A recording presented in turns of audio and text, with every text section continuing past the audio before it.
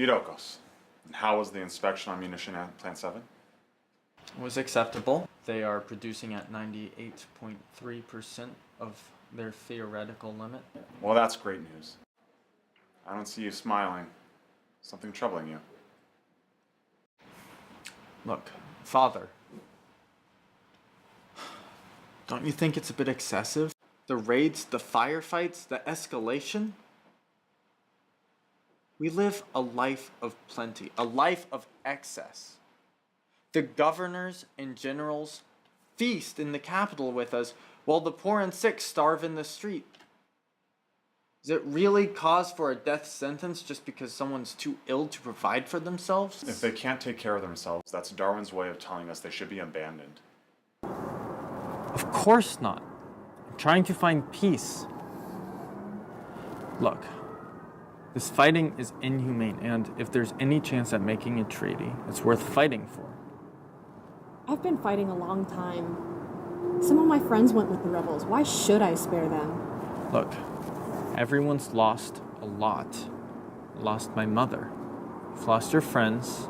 The rebels have lost each other. So, right now, the nobles in the capital just don't see you as a legitimate governing force. Your political goals are directly conflicting theirs. Even if you hadn't killed your way to the throne, they'd still be fighting you. How do I win them over? You'll have to make it more financially viable for them to keep you in power than to remove you. But that's easier said than done. I am clinging on to power as best as I can, but house arrest for the rich is only a temporary solution.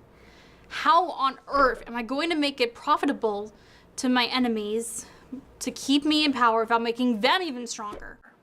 You'll need the people's support, including the healthy ones. But that's going to be hard with all the propaganda that's been spit at them over the years. People of Cathoros, it has been a time of violence and fear for us all. But now that I sit here, the office of the leader, there will be a change. No longer will the sick live in fear outside the capital. They are to be treated as equal citizens. The nobles of the capital will be allowed to live as they did before the coup, with one exception. A new tax will be implemented to treat the sick and reintroduce them to our society. This is the beginning of a new era of peace.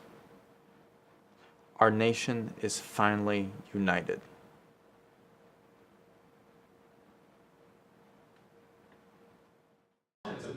Apparently Kevin came in today with a new script he wrote.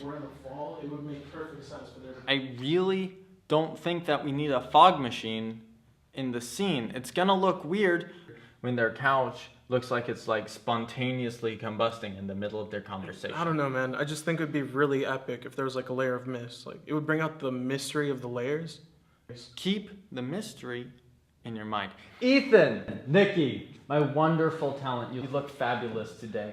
I have here a script that is going to change your lives. It is much more raw and real and really bring out the connection of your characters. You write this about my breakup? No. It's not just about your breakup. It's about the journey through new love. New love. So we fall in love.